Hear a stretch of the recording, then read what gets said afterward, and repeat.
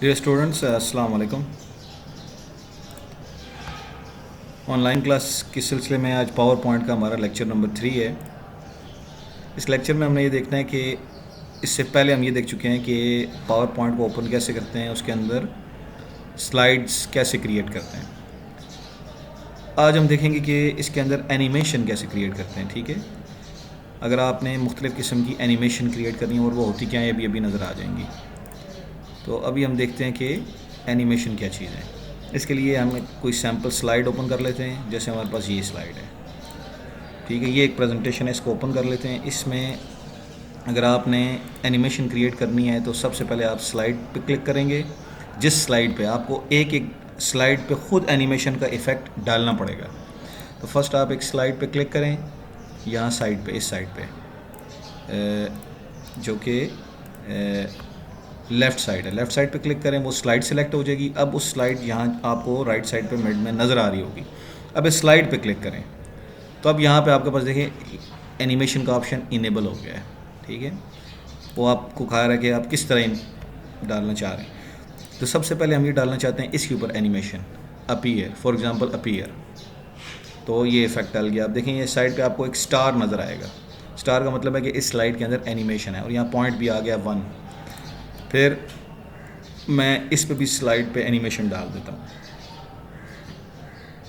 पहले अपीयर ही चेक करते हैं, फिर दूसरी स्लाइड पे बाकी देख लेंगे। इसमें भी अपीयर, ठीक है, तो देखें यहाँ पे 3 नंबर पे आ गया। फिर मैं अपीयर लगा देता हूँ तो ये 4 पे आ गया। अपीयर, ये एनिमेशन नंबर 5 हो गई है।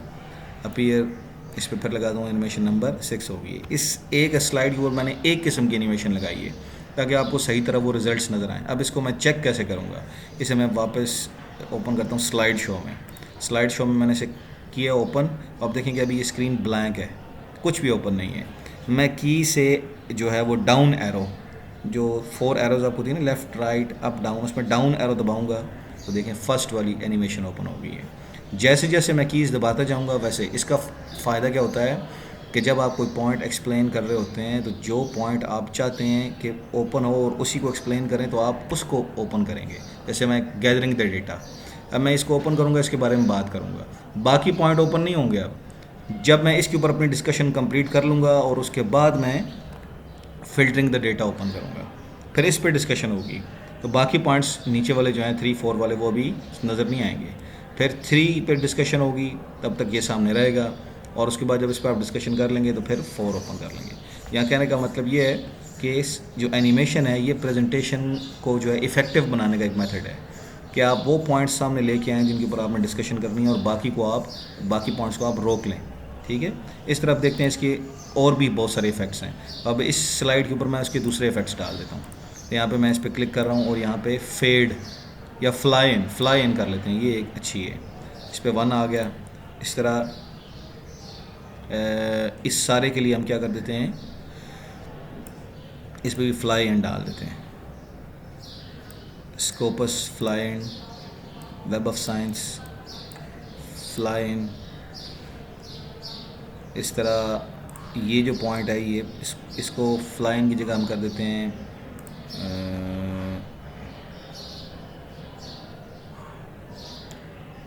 बाउंस कर देते हैं और इसको भी हम बाउंस कर देते हैं।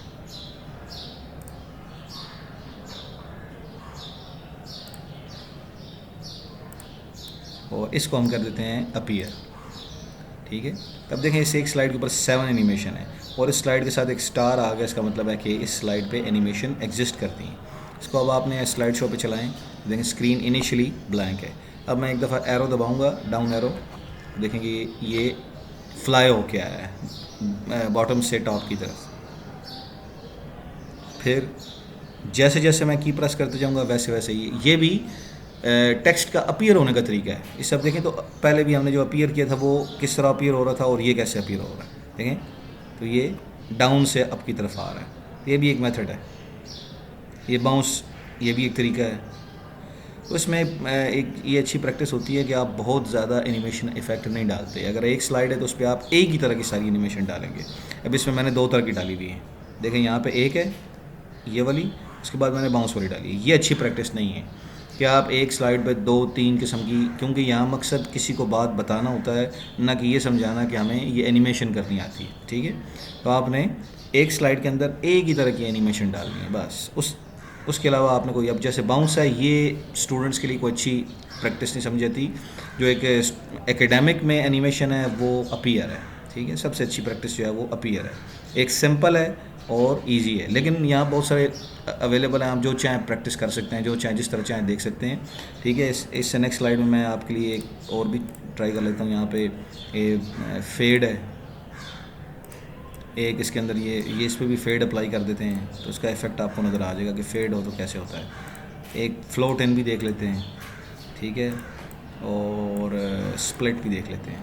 तो अब देखें, इसको ओपन करके देखते हैं। यहाँ पे एरो दबाया मैंने, तो फर्स्ट कैसे अपीयर हुआ, ये फेड से पहले देखें कैसी थी, और दम ये टॉप से बॉटम की तरफ, बॉटम से टॉप की तरफ भी नहीं आई, बल्कि ऐसे ओपन हुई, फिर ये इस तरह ओपन होगी। ये ज़्यादा बेहतर प्रैक्टिस है, ये जो फेड वाली है ये, और अपीयर।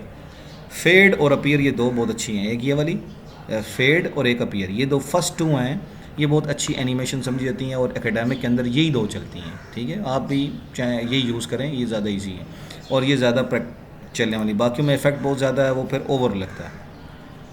देखिए ये, अब जो उसके बाद अब देखें, ये आफ्टर क्रिएटिंग, तो